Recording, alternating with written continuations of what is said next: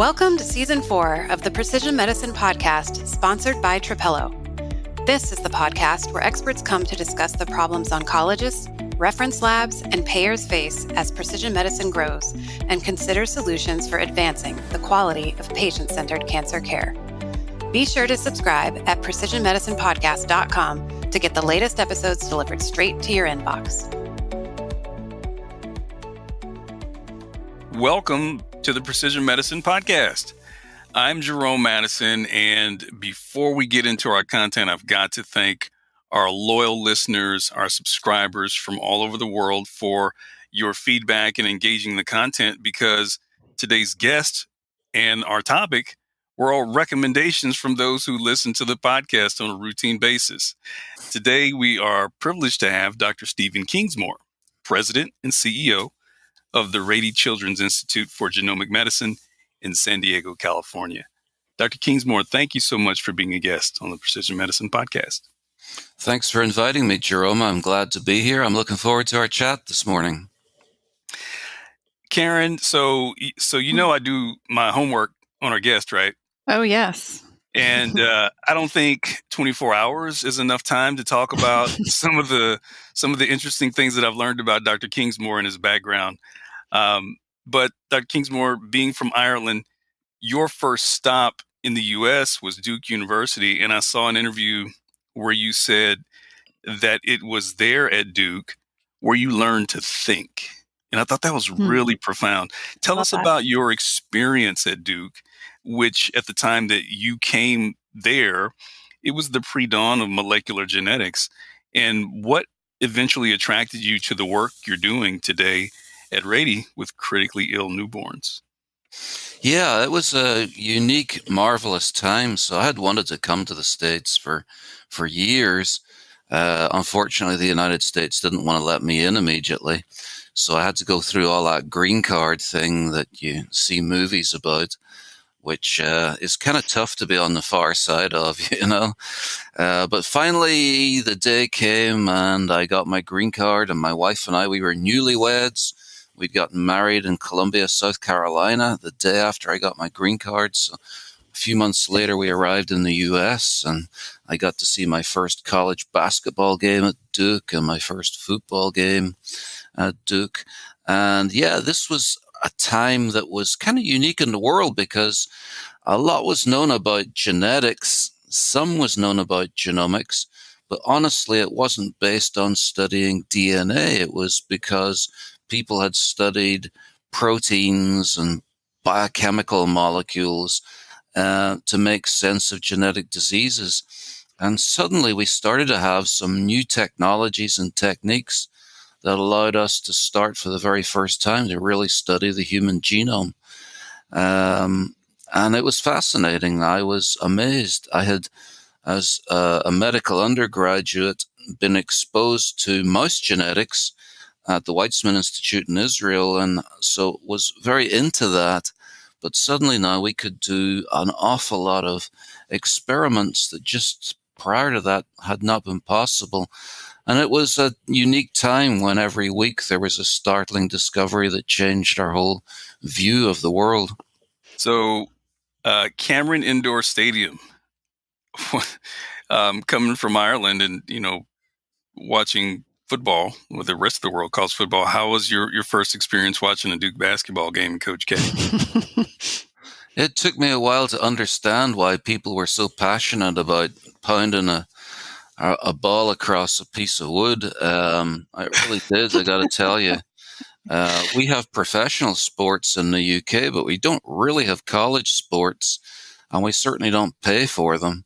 They're more a way of getting exercise. So this whole thing to me was very new, but we had 4 Final Fours and 3 national championships in the 6 years I was there. So I certainly got quite an experience and quite a learning curve in terms of following basketball. That's awesome. So genetic disease, as you were mentioning, for childhood diseases, genetic disease is a leading cause of infant death in the United States. And for infants that live severe genetic disease that goes undetected or is inappropriately treated can lead to irreversible disabilities. And to impact this in a positive way, one of the goals of your program at Rady is doing rapid genome sequencing for newborns. And you mentioned at scale. Can you explain what that means? Sure. So, one of the big changes that's happened in the last 20 years is we've realized that many, many, many diseases that hitherto we thought were complex and we're not really sure what the mechanism, we found out that they were genetically simple, that there's a single gene, a single place in the human genome, and if there's a mistake in that genome code, it causes disease, and it's pretty black and white. And this has been revolutionary. We've had to rewrite textbooks over and over and over again. There are now over 7,000 known genetic diseases, and each has its own home on the genome, its own gene, its own protein, its own mistakes in the code of life. And by decoding the human genome, we're spelling out that alphabet. It's 3.2 billion DNA letters long. That's a lot. That's a book over 400 feet tall, just to put that in perspective. And that's basically the blueprint for being a human being and all the instructions for life, for human life with all of its complexity. And so these days, we can do that in less than a day. We can decode and read through the entire genome, and we can figure out what is causing a baby to have illness. This is just a staggering idea, and yet now it's happening every day across North America and across the 90-odd countries that this podcast is broadcast into. And so scalable means instead of doing it for one or two, we want to do it for every kid who might have a genetic disease. That's what we mean by scalability. It's the difference between making a Ferrari and making a Ford Focus or something like that, where you want to make 1 million of them because everybody wants one. Everybody needs a genome if they've got a sick kid. Yeah. For sure. I love that visualization of the 400 feet. So, Dr. Kingsmore, Project Baby Bear was a monumental initiative that was funded by the state of California that makes a clear case for the routine practice of rapid whole genome sequencing, particularly for infants who are hospitalized in the ICU. Can you share the details of that project and the outcomes that were recently published? Sure, I'd be happy to. Yeah, so this is an interesting project. So I am a scientist and we do research. But once you've done enough research, you then move to something which is kind of a new idea. It's called implementation science. And it's where you move from research studies, where you're discovering something for the first time, to now saying, okay, can we do that in the real world? It's one thing to say I can decode genomes at scale and diagnose babies when mom and dad participate in a research study. It's a very different thing to say, all right, we're going to let this loose in 5 California children's hospitals and see whether we can still get that same type of amazing change in outcome for the children. So we approached the legislature of California, our politicians, and they gave us a grant of about $2 million and said, do it. We don't want you to do research. We want you to implement this. And so we partnered up with 5 children's hospitals across California from the north to the south. A couple of them were really urban and some were really rural. And your listeners might not be aware of that, but California is incredibly diverse. And we have vast tracts of California that are fields where you grow produce for the entire country. So we were representing both places like Los Angeles and then these regions that are very agricultural. And equally, our population, people probably know this, is also really diverse. We've got lots of Hispanic, Latino folk, lots of Northern European folk like myself. And we actually have lots and lots of Asian folk who wound up on this west coast of the US. So we had a lot of diversity represented in the babies that we enrolled We wound up with 178 families participating in the study across the 5 hospitals. And basically what the parents allowed us to do was to decode the baby's genome. All of these were babies, so they were less than a year of age. All of them were hospitalized, and all of them had a disease that the doctors weren't really sure what the trigger was. They were very diverse diseases, everything from seizures to babies who weren't growing, to babies who had congenital anomalies or other organs that weren't working properly. And overall, across the 178, 76 were shown to have a genetic disease causing their symptoms. That's 43%. That's almost one half. That actually beat the research studies. Wow.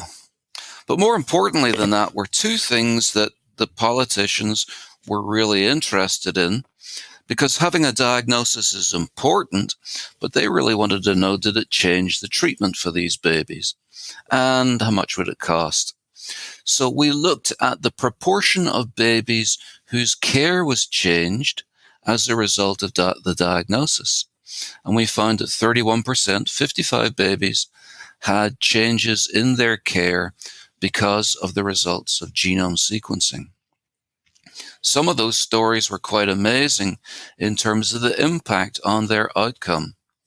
So that also recapitulated what we'd shown in research studies, that this really did change how babies were managed. And then lastly, we looked at cost of care. And the concern was this could cost an awful lot of money, and it may not be something that we can sustain. So much to our surprise, we found that we saved $2.2 million net of the cost of doing the sequencing and the counseling and the care. So not only does this change outcomes, not only does it save babies' lives, but it actually saves cost. Wow. And the reason for that is babies don't stay as long in hospital, that we get a prompt answer to what's causing their disease, we put them on effective therapy, and they get to go home much quicker. And that's the major driver of cost, is how long they languish in hospital before the doctors figure it out. Amazing. Tremendous impact. I mean, you said it, for healthcare systems, for payers to take note, there has to be that bottom line benefit. And you mentioned the cost of the program paid for itself with an estimated $2.5 million in healthcare savings above the state's investment. That's exactly right. And that puts it into a very rare class of modern innovations in healthcare that more than pay for themselves. The Precision Medicine podcast will continue right after this. With the explosion of new data and biomarkers in cancer today, how can healthcare professionals keep pace to know which genes will best inform treatment decisions? Trapelo knows. Trapelo is the first single technology platform used by oncologists, labs, and payers to resolve the complexities of precision medicine in real time. Trapelo knows which patients to test and when. It knows which tests are most appropriate, which labs are preferred, and which treatments are most likely to be reimbursed. Visit trapelohealth.com to learn how you can give cancer patients the most appropriate, evidence-based treatment options when time matters most. So, Karen, another Dr. Kingsmore tidbit here. He's our first official Guinness World Record holder to be on the podcast. Really? Yeah. So Dr. Kingsmore, you were, I guess, first officially recognized in 2016 for the fastest genetic diagnosis accomplished by successfully diagnosing a critically ill newborn in 26 hours. But since then, you've already broken your own record twice. So you broke it again a couple of years later in doing rapid genome sequencing and diagnosing a critically ill newborn in 19 and a half hours. But those records absolutely pale in comparison to the work that you and your team did for a newborn baby and his parents, which was published in a case study in the New England Journal of Medicine just last year, and you diagnosed his genetic disease in less than 13 hours. Can you tell us about this case and how, I guess, ultra rapid whole genome sequencing helped this family? Yeah. I'm actually in my office this morning, and I'm sitting looking at those 2 Guinness World Records, and they really are kind of a cool thing. And the reason we did that was we wanted something that would help people understand this in the public. Decoding a genome is this kind of mystical, fog obscured concept. But the idea of doing it faster than anybody else is something that people can get their arms around. And the reason is many of these babies are critically ill. They can't wait around. Their organs are failing. And if we don't get answers fast, we may be too late. We might not be able to save their organ function. And so the baby that we tested about a year ago using these technologies is a perfect example. So it was a Sunday night. It was almost midnight, and his mum brought him to the emergency department here at Rady Children's Hospital in San Diego. And the complaint was very simple. She couldn't console her baby. He was very irritable and couldn't be consoled. The doctor examined the baby and found that indeed he was extremely irritable, and he had mild signs when he was examined that suggested he had brain irritation. So he had a scan of his brain done in the emergency department at nearly midnight, and it showed really gross abnormalities that looked like birth asphyxia. So babies sometimes when they're born, they lack oxygen. I think we all know this. And that's what his brain scan looked like. It had white patches that suggested this. The big name for that is hypoxic ischemic encephalopathy. So the baby was admitted. He was 41 days old at this time. He was admitted to the intensive care unit for monitoring and treatment. The next morning, his mum and dad were there when doctors were rounding, and they got the full picture. And it turned out that he had had an older sister 9 years earlier who'd presented at exactly the same age, 42 days of age, with exactly the same symptoms and exactly the same findings on her brain scan. Now, the cause of her illness was never discovered. And in fact, she was hospitalized almost her entire life until she died just shy of a year of age. We also found out that mum and dad were actually related. And you may or may not know this, but that makes us think about certain genetic diseases that are more common if mum and dad are related. So a genome was ordered that afternoon. And by about 6 o'clock, we had the blood sample in our genome center, and some of our staff stayed overtime. And we had been prepping for about a year to set another world record. And we looked at one another, and we really felt this was the right baby to be the first in the world to get this. Because of the picture in his sister, we knew that he was likely to go downhill within just a couple of days, and that we only had a couple of days to get it right, to know what was the cause of his illness. So amazingly enough, we had an answer, as you said, in about 13 hours. And we found that what he had was a genetic disease. It was a recessive genetic disease. So he had inherited it both from his mum and his dad. We were correct about that. But the amazing thing was that this fatal disease he had was treatable with 2 vitamin supplements, biotin and thiamine.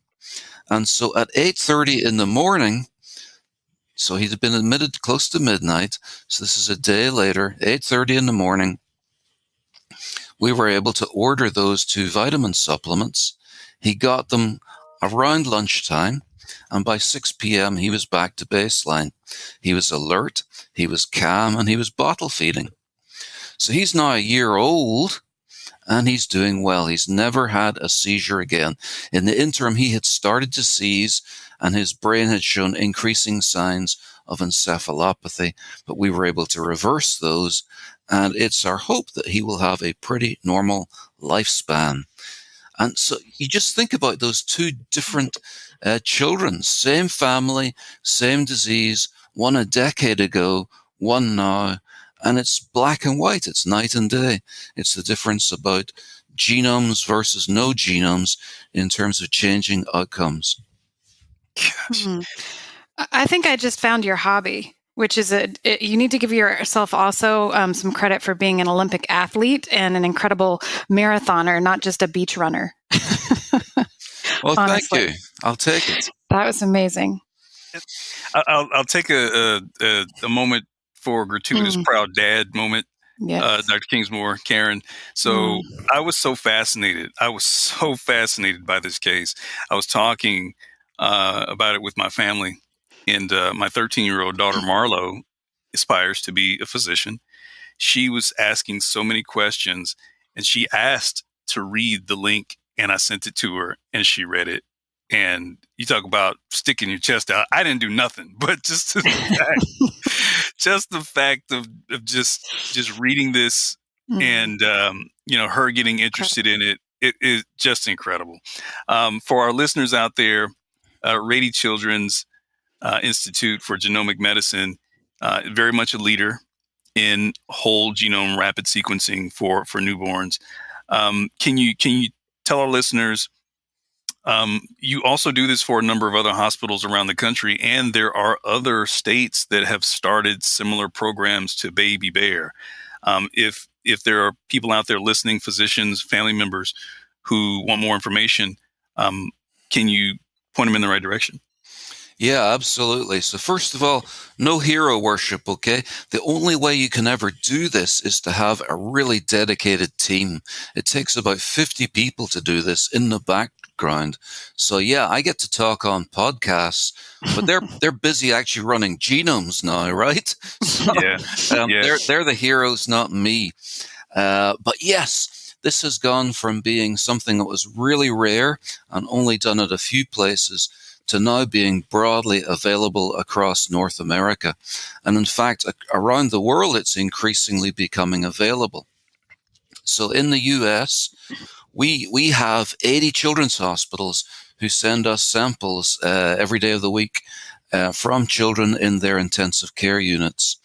And other countries like Australia and England and Wales, they also now have national programs to provide this to children in hospitals and intensive care units.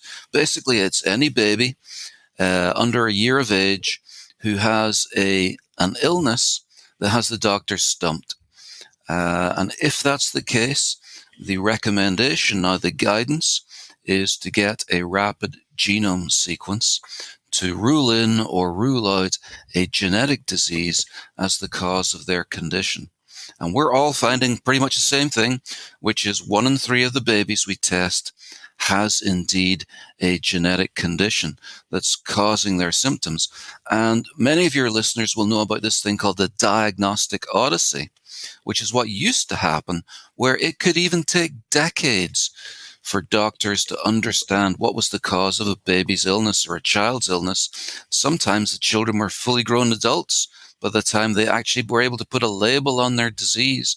So just imagine that now we can do it in a day. So yeah, one of the things that is most exciting to me is that this is starting to become what we call standard of care. That means that it's part and parcel of mainstream frontline medicine. And the very first state in the US to do this is Michigan. We had a project there called Project Baby Deer. Deer being the kind of state animal of Michigan. Here in California, our project that I talked about was Project Baby Bear for our state animal. So Project Baby Deer was very similar. And as a result of it, it's now the standard of care in Michigan for babies to receive this testing. And it's paid for by the state. It's part of the state Medicaid program, so that a baby who needs this will get it. in any hospital in Michigan. They are the first to do that. Hats off to them. They beat California, and it's super exciting to watch this start to ripple out across the states, and to realize that in 5 or 10 years, we just won't have those stories anymore, these tragic stories of mums and dads who couldn't get an answer for their child's disease. Yeah. You just mentioned bringing the diagnostic odyssey to an end. But I've heard you mentioned, and I hope I'm not misquoting you, that 90% of the infant genome sequenced and diagnosed do not move to an effective treatment. Can you talk about why that is and what can be done? What's the opportunity for those patients in now the treatment journey? Yeah, it's a great point. So we live by our successes, by these amazing stories where it's as simple as 5 cents of over-the-counter diet supplements that save a baby's life. Those are amazing. But tragically today, they are in the minority. You're right. It's probably closer to 95% of the genetic diseases don't yet have effective therapies. And you'd say to yourself, why is that? Well, part of the reason is many of these diseases were only discovered in the last 5 or 10 years. So there hasn't been time to make effective treatments. Second of all, doctors couldn't pick them up, right? So we have just invented the first way as a community of actually getting an answer for a child who has one of these illnesses. Unfortunately, up until now, we didn't know that they had the illness early enough to be able to try a therapy on them. They already were likely in organ failure. So we are now moving into a new area, which is ending the therapeutic odyssey. How do we make sure that every baby that we diagnose gets treatment of some type, whether it's an experimental treatment or a proven treatment? And that's the next phase of what we are doing. As diagnosis becomes standard, we now need to move to trying out new treatments for these babies who don't have effective treatments available today. And we are just starting this, but we are entering a very exciting era now where we can actually make gene therapies for babies with genetic diseases. This has only just become possible in the last 5 or 10 years.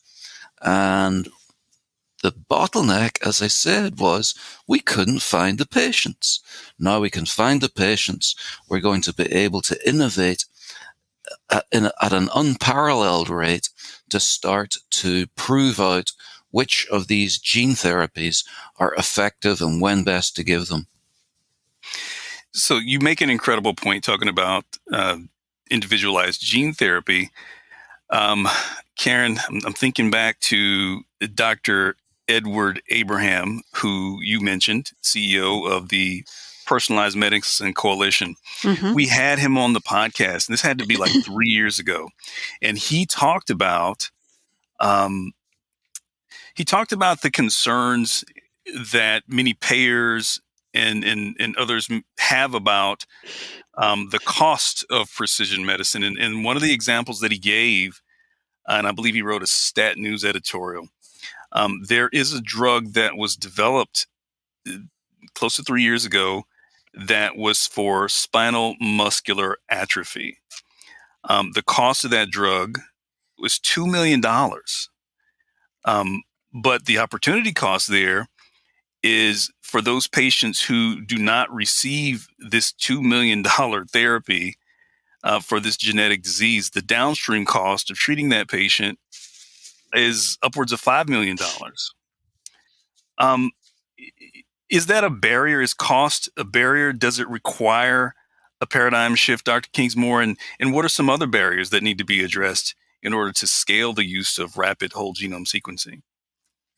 There's no doubt about it that the cost is an issue.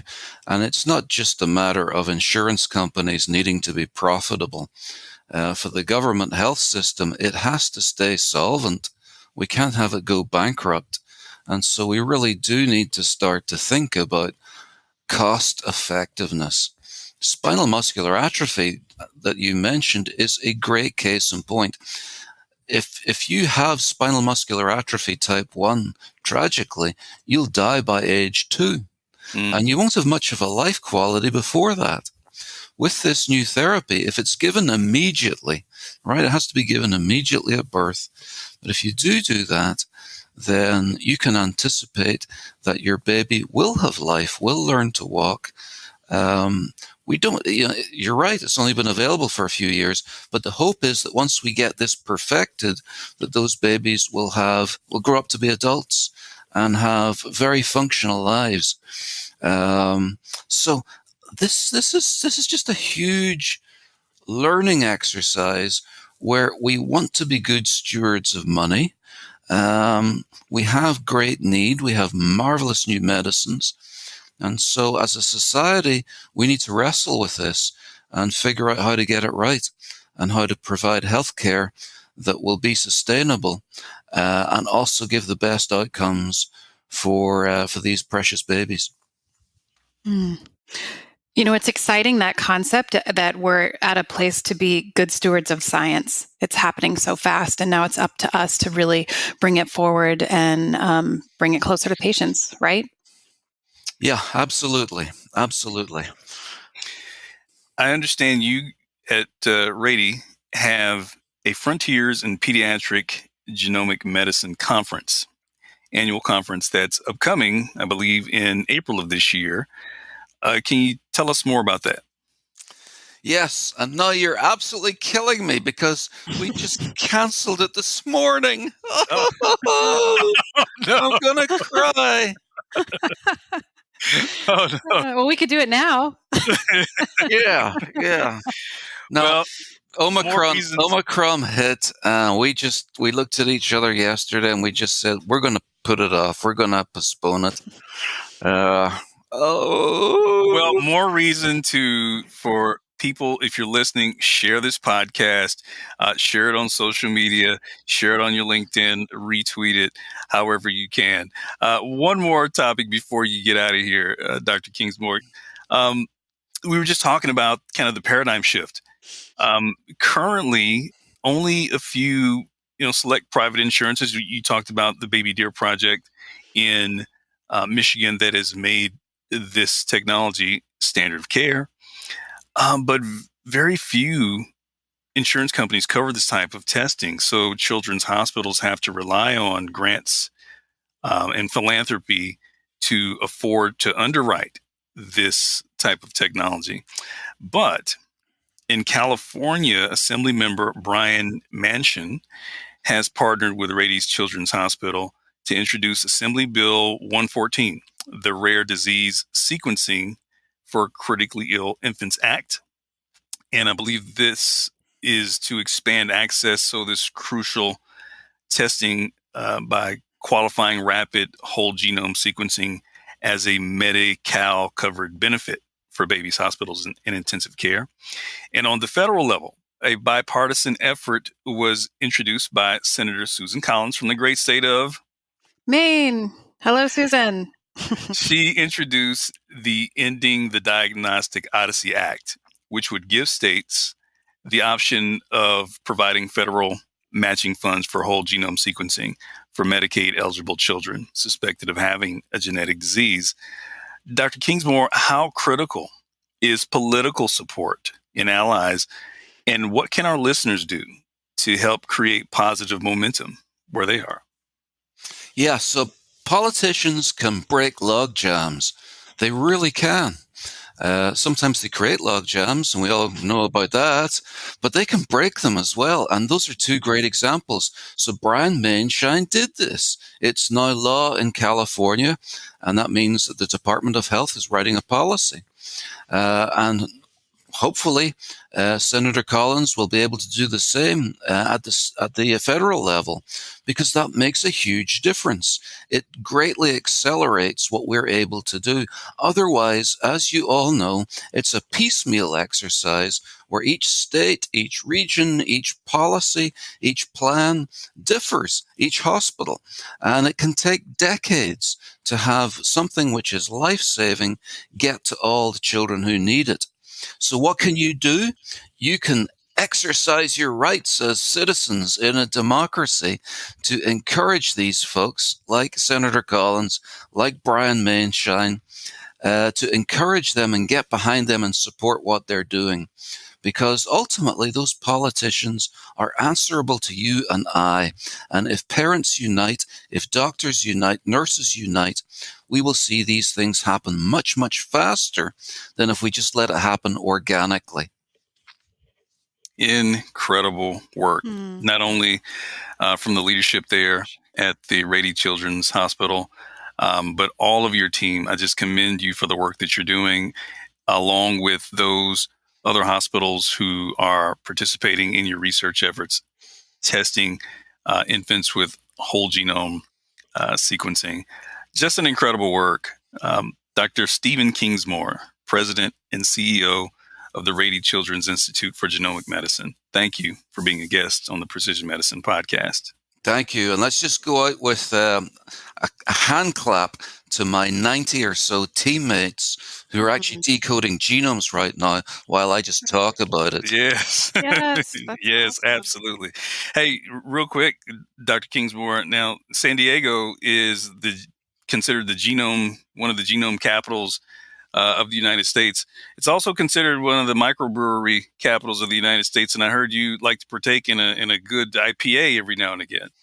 I sure do. That's one of the joys of living in San Diego.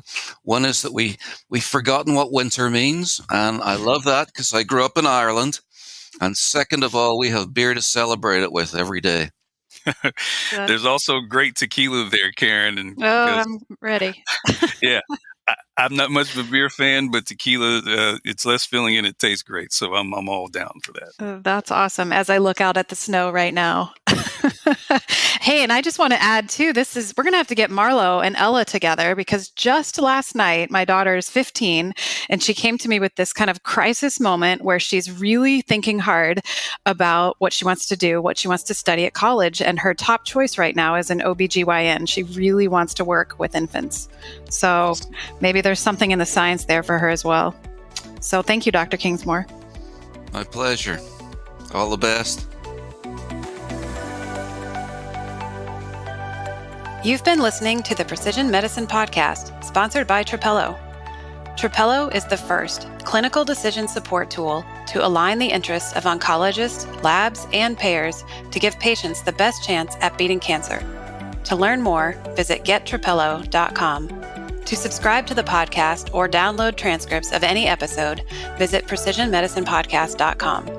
We invite you to join the conversation on social media.